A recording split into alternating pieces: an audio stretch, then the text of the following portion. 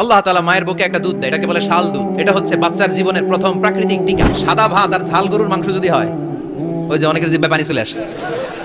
What a amazing mechanism of discharging milk from animal's body. Vishnu বলতেন আলাইকুম B আলবানিল বাকার, বেশি বেশি গরুর দুধ খাবেন। বললেন মিমবাইনি ফারসি ওয়া দামিল লাবানা, গোবর আর রক্তের মাঝখান দিয়ে আমি দুধ বের করি। সুবহানাল্লাহ পড়েন।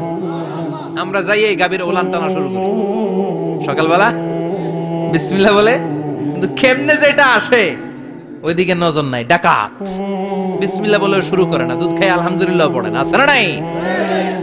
আল্লাহ বলেন মেকানিজমটা শোনো কেমনে আমি খাওয়াই।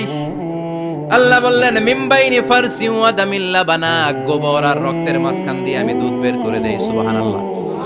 গরু যে ঘাস খায়, এই ঘাস থেকে রক্ত হয় আর গরুর গোবর হয়। পেটের একদিকে থাকে গোবর, আরেক দিকে থাকে রক্ত। রক্ত দুর্গন্ধ, গোবরও দুর্গন্ধ। রক্ত নাপাক, গোবরও নাপাক। এই দুই নাপাক আর দুর্গন্ধের মাঝখান দিয়ে সুগন্ধযুক্ত দুধ বের করে দেয় কে? আল্লাহ বললেন মিমবাইনি ফারসি ওয়া দামিল লাবানা, গরু যে খাবারগুলো খায় ওই খাবারের এক পাশ দিয়ে গোবর হয়ে যায় আর এক পাশ দিয়ে রক্ত হয়ে যায়, মাঝখান দিয়ে দুধ বের করে দেয় কে?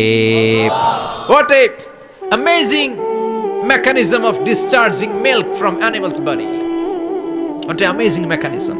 একদিক দিয়ে গোবর দুর্গন্ধ, আরেক দিক দিয়ে ঘাস খাওয়ার কারণে রক্ত হয়, মাঝখান দিয়ে দুধ বের হয়ে যায়। সুবহানাল্লাহ। আবার বাছুর ছাড়া দুধ পাওয়া যায় না। গাভী আছে কার কার? হাত তোলেন তো। বাছুর ছাড়া দুধ পাওয়া যায়? শুধু গাভী, বাছুর নাই, দুধ আসবে? আবার এই যে বিশাল বড় ওলান 20 কেজি দুধ দেয় প্রতিদিন, এই ওলান কাটলে দুধ পাওয়া যায়? এক ফোঁটা দুধও ওলানটা কেটে টুকরা টুকরা করলে আপনি পাবেন না। এটা আলাদা মেকানিজম। এটা ভিতর থেকে একটা নির্যাস। বাছুর নিয়ে দুইটা ঢু মারবেন, ওই নির্যাস দিয়ে দুধ বেরোতে থাকবে, গোবর আর রক্তের মাঝখান দিয়ে চিৎকার করে পড়েন আল্লাহু আকবার। এজন্য বিশ্বনবী বলতেন বেশি বেশি দুধ খাও। দুধ হলো সুষম খাদ্য। পৃথিবীতে আবিষ্কৃত যত খাবার আছে, দুধের চাইতে ভালো খাবার আছে নাকি? কথা কন। মানুষ পানি খেয়ে 3-4 দিন বাঁচে জানেন, আর পানির মধ্যে লবণ দিলে 7-8 দিন বাঁচতে পারবেন। আর দুধ পাইলে আজীবন বাঁচবেন। দুধ খেয়ে যদি হজম করতে পারেন, দুধ খেয়ে হজম করতে পারলে আজীবন বেঁচে যাবেন। সুষম খাদ্য। বিশ্বনবী যে রাতে মেরাজে যাবেন, সিদরাতুল মুনতাহা পার হওয়ার পরে বিশ্বনবীর পরীক্ষা শুরু হলো। বিশ্বনবীকে বুখারীর বর্ণনা 3টা গ্লাস দেয়া হলো। কাদাহ ফিহি লাবান, এক গ্লাসের মধ্যে দুধ ছিল। ওয়া কাদাহ ফিহি আসাল, আর এক গ্লাসের মধ্যে ছিল মধু, আর এক গ্লাসের মধ্যে ছিল মদ। কাদাহুন ফিহি খামার। বিশ্বনবীকে 3টা গ্লাস দিয়ে বলা হলো নবী চুজ করেন কোনটা নেবেন। এক গ্লাসে মধু, আর এক গ্লাসে দুধ, আর এক গ্লাসের মধ্যে বিশ্বনবীকে দেয়া হলো মদ। বিশ্বনবী বললেন যে এই গ্লাসের ভেতরে দুধ আছে, আমি ওই পেয়ালাটা নিলাম। সাইয়েদনা জিবরাইল বললেন ইয়া রাসূলুল্লাহ আখাসতাল ফিতরা, আপনি যেমন নিছেন তেমন। সুবহানাল্লাহ কইবেন না? বিশ্বনবী দুধ খেতে পছন্দ করতেন। আর বিশ্বনবী বলতেন আলাইকুম বি আলবানিল বাকার, বেশি বেশি গরুর দুধ খাবা। ফা ইন্নাহা তুরাম্মু মিনাল আশজার, কেননা এটা সবুজ লতা পাতা ঘাস পাতার নির্যাস। গরু কি খায়? ঘাস খায় না?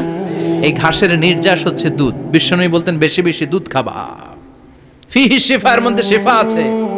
ফি লাবানিহা শিফা ওয়া লুহুমিহা দা, গরুর দুধে আছে শিফা, গরুর গোশতের মধ্যে আছে রোগ। সুবহানাল্লাহ।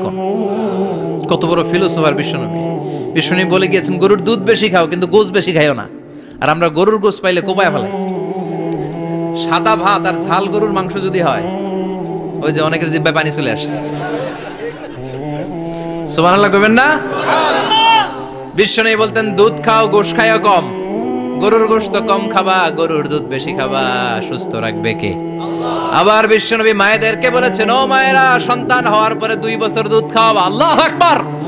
ওয়াল ওয়ালিদাতু ইউরদি'না আওলাদাহুন্না হাওলাইনি কামিলাইনি লিমান আরাদা আন ইউতিম্মার রাদাআ। সন্তান যারা পেয়েছো মায়েরা, বোনেরা, 2 বছর দুধ খাও। সন্তানকে সুস্থ রাখবে কে? বাচ্চা ডেলিভারির পরপরই আল্লাহ তাআলা মায়ের বুকে একটা দুধ দেয়, এটাকে বলে শাল দুধ। এটা হচ্ছে বাচ্চার জীবনের প্রথম প্রাকৃতিক টিকা। সুবহানাল্লাহ কয় না? এটা বেবির জীবনে ন্যাচারাল প্রাকৃতিক টিকা, প্রতিষেধক আল্লাহ দিয়ে দিয়েছে। আপনার বাচ্চাকে টিকা দিন, স্লোগান আছে না? 5টা-7টা টিকা দেয়া লাগে। প্রথম টিকাটা আল্লাহ নিজেই ফ্রি দিয়ে দিছে। এটা শাল দুধের ভেতরে পাওয়া যায়। এজন্য বাচ্চাকে শাল দুধ খাওয়াতে হবে, তার ব্রেনের গ্রোথ হবে, সে শক্তিশালী হবে, সে দেশপ্রেমিক হবে, সে আল্লাহওয়ালা হবে। চিল্লা এখন ঠিক কিনা?